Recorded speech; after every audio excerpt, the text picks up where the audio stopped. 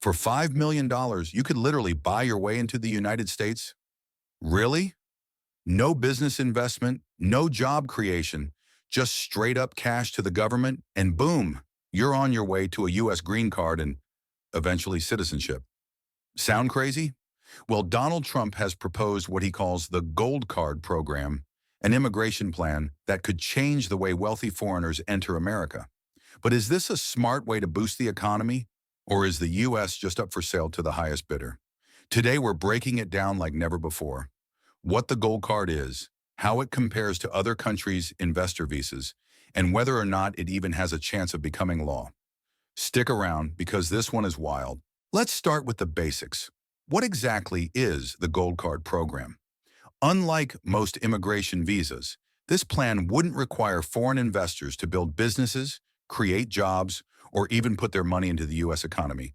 Instead, they would simply pay a flat $5 million fee directly to the U.S. government. In return, they'd receive a fast-tracked green card, which is the first step toward U.S. citizenship.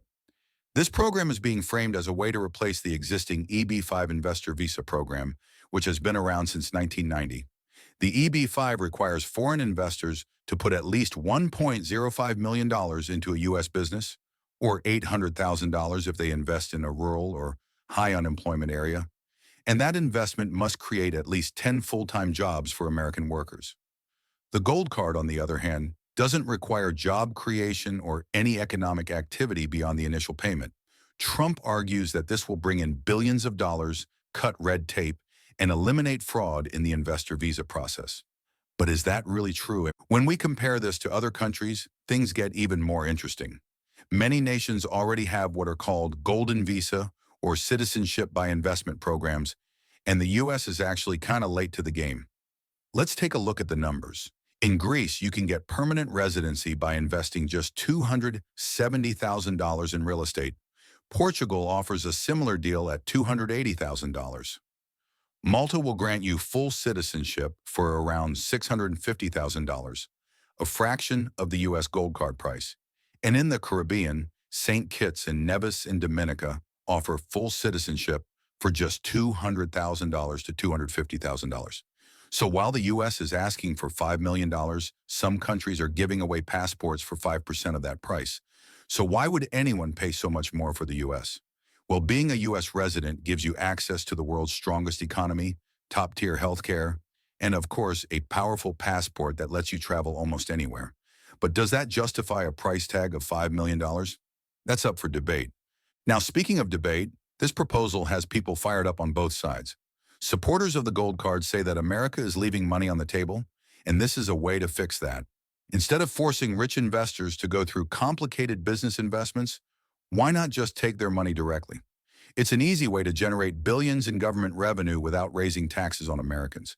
It would also attract wealthy people who spend more, buy property, and invest in the U.S. economy anyway. But critics, they see it differently. They argue that selling citizenship is dangerous. It could allow corrupt foreign elites, even criminals, to buy their way into the U.S. without any background checks related to business activity. Unlike EB-5, which at least requires investment into job creation, the Gold Card doesn't contribute to economic growth beyond the initial payment. Some people also argue that this just widens the gap between the rich and the rest of society. If a billionaire can buy a green card for $5 million, while an average immigrant has to wait years and go through strict legal processes, is that fair? But beyond the ethics, there's also a huge legal question. Can Trump actually make this happen? Immigration law is controlled by Congress, not the president. A major change like this would likely need congressional approval, and that means it would face serious political battles. Even if Trump tries to push this plan forward, Democrats, and maybe even some Republicans, could block it in Congress. And even if it did pass, it would almost certainly face legal challenges in the courts, where opponents could argue that it unfairly prioritizes wealthy immigrants over those with real ties to the U.S. So while Trump may be floating this idea as a major policy change, actually getting it into law is a whole different story. Now let's put everything together. We have a proposed $5 million fast-track visa that completely eliminates the job creation requirements of the existing EB-5 program. We have similar programs in other countries that are way cheaper. And we have a major legal and ethical debate over whether or not the U.S. should even be selling residency in the first place. So the big question is, what do you think? Should the U.S. sell green cards for $5 million? Is this a smart economic move or just selling America to the highest bidder? Let's get a debate going in the comments, because this one is sure to get people talking. And before you go, make sure to like this video if you found this breakdown helpful, and subscribe to SeeStew for more deep dives into politics, history, and laws that actually make sense. Hit that notification bell so you don't miss any future uploads. Thanks for watching, and I'll see you in the next one.